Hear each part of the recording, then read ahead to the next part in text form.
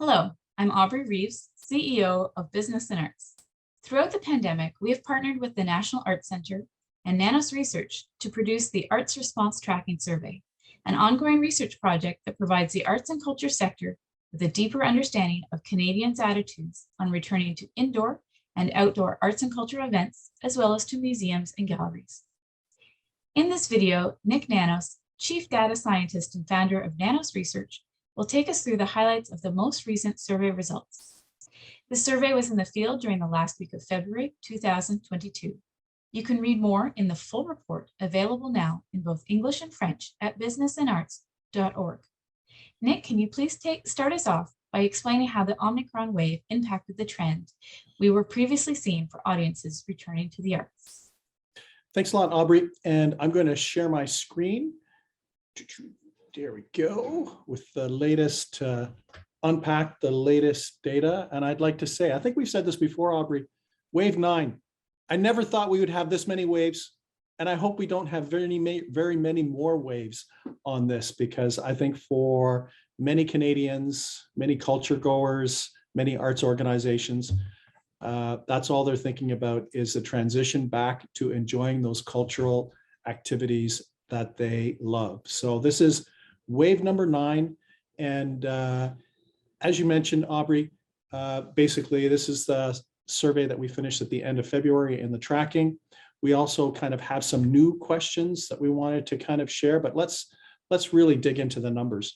When it comes to returning to in-person events, you can see that, basically when we look at February, which is the tail end of the Omicron wave, that still about 28% of culture goers had said that they have already returned to indoor events. Outdoor events higher at 33%, and for museums at 38%. You can see that the numbers for museums have been trending up, but in terms of indoor events and also outdoor events, relatively flat. So the increases that we saw, big increases from August to December, have basically stalled a little bit because of the Omicron wave.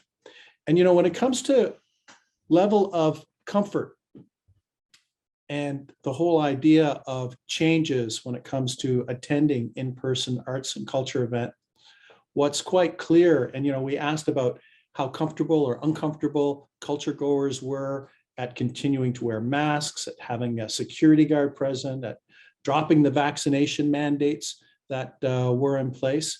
And what we wanted to do was get an understanding of the connection and disconnection between some of the public health authorities' guidance and how comfortable or uncomfortable culture goers felt. You can see that despite provincial government lifting mask restrictions, still very clear preferences, like 7 out of every 10 almost culture goers saying they're actually more comfortable with continuing to require masks.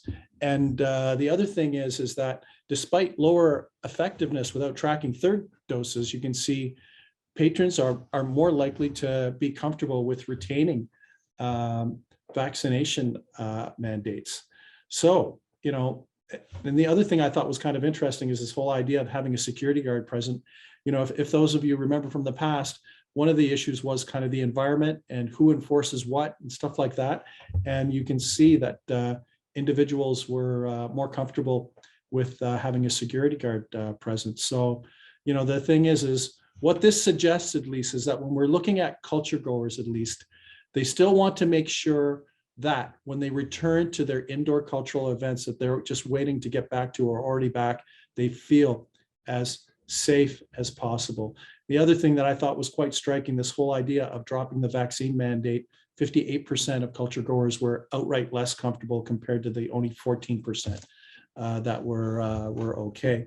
The other thing is there were significant or noticeable, I should say, demographic differences, especially between those patrons that were over 55 compared to those cultural patrons that were under 35 years of age, with I'll call it the older patrons wanting to see masks, wanting also to keep the vaccine mandate in place.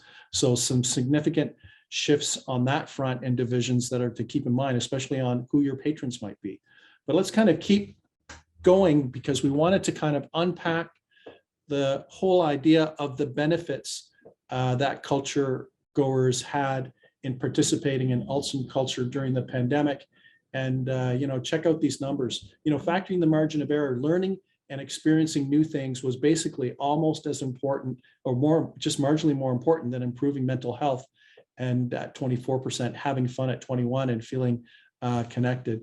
So, in our previous Culture Track study that we did with business and the arts, having fun was the top motivator.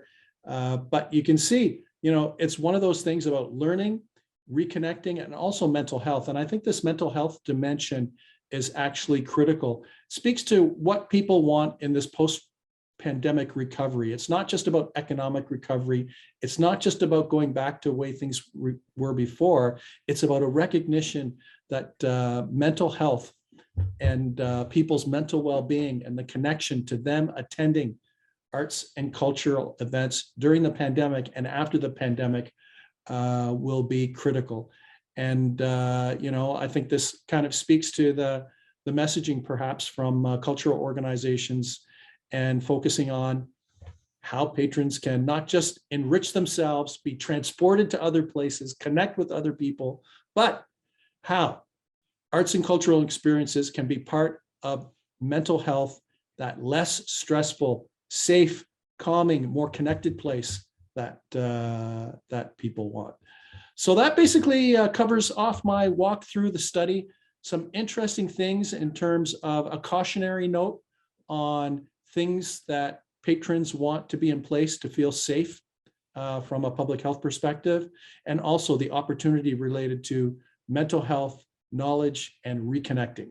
So there you go. Thank you, Nick, for those valuable insights and for your collaboration on this project. I'd also like to thank our partners, the National Arts Center, and the Arts Response Tracking Survey supporters, David Bennett, Christine Armstrong, and Irfan Raji, patrons from the National Arts Center Foundation. Thank you very much.